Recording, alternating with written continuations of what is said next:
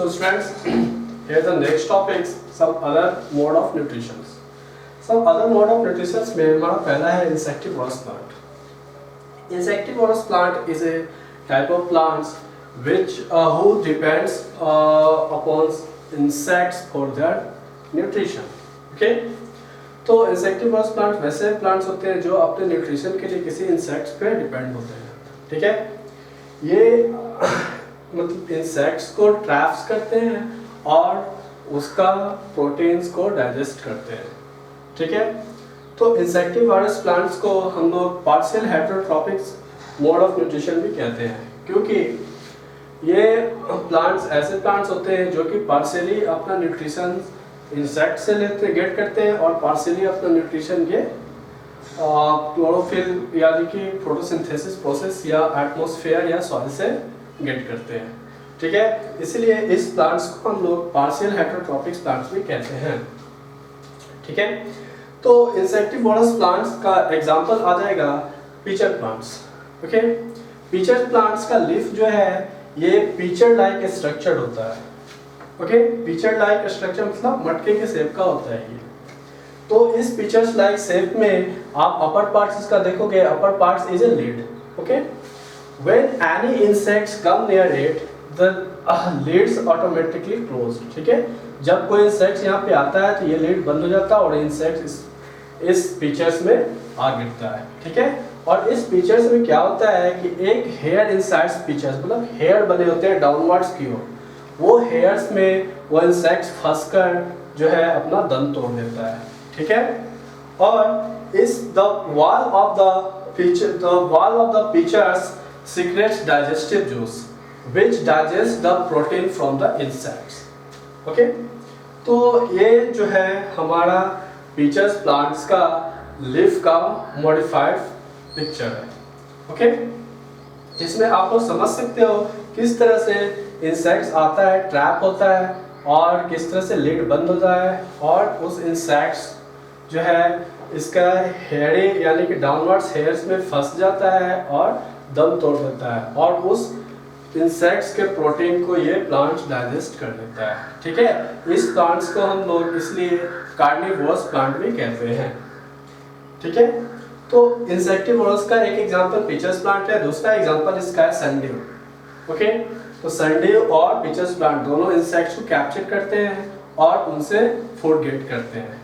ठीक है, तो आपको जो है इससे दो क्वेश्चन अराइज होता है. सबसे पहला give two example of insectivorous plants and second one is why insectivorous plant is known as partial heterotrophs. ठीक है, तो पार्शियल हेटेरोट्रॉप्स को क्यों कहते हैं? क्योंकि partially it gets food from insects and partially it gets from soil और atmosphere.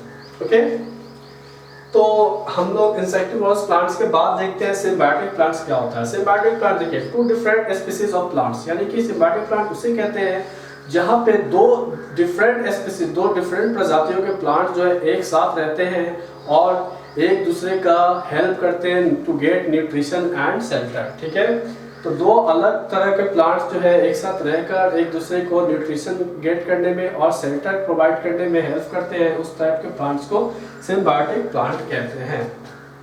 ठीक है, two different species of plants help each others in obtaining food and shelter is known as symbiotic plants. Example इसका हो जाएगा lichens.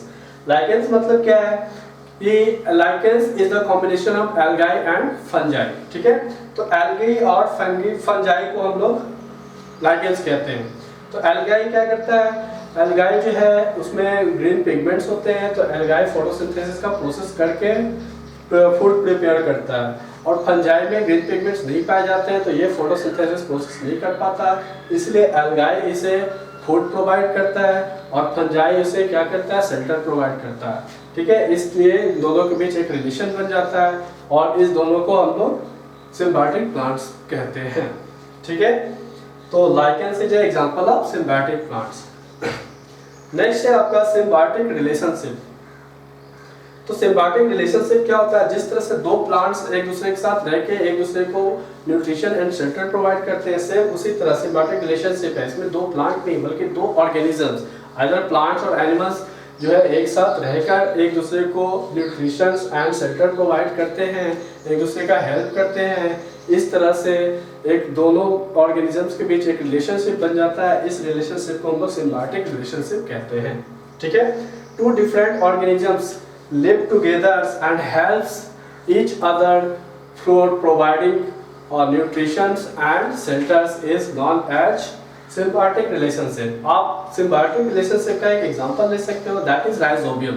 Rhizobium is a good example of symbiotic relationship because rhizobium एक bacteria होता है जो कि nitrogen fixation करता है, यानी कि सॉइल में ये नाइट्रोजन को नाइट्रेट्स में कन्वर्ट करता है और इस नाइट्रेट्स को प्लांट्स जो है एब्जॉर्ब करता है और प्लांट्स जो है बदले में इसे न्यूट्रिशन प्रोवाइड करता है। ठीक है, तो इस दोनों के बीच एक रिलेशनशिप बन जाता है। इस रिलेशनशिप को हम लोग सिम्बायोटिक रिलेशनशिप कहते हैं। तो इस सिम्बायोटिक रिलेशनशिप का एग्जांपल राइजोबियम हो जाएगा। राइजोबियम ज़्यादातर लेग्यूम्स यानी कि दाल वाले जितने भी प्लांट्स होते हैं उस प्लांट्स के साथ ये रहता है। उस प्लांट्स को ये नाइट्रेट्स प्रोवाइड करता है नाइट्रोजन फिक्सेशन के बाद, और बदले में वो प्लांट्स इसे न्यूट्रिशन प्रोवाइड करता है। इसलिए इन दोनों के बीच एक रिलेशनशिप बन जाता है। इस रिलेशनशिप को हम लोग सिम्बायोटिक रिलेशनशिप कहते हैं। Thank you.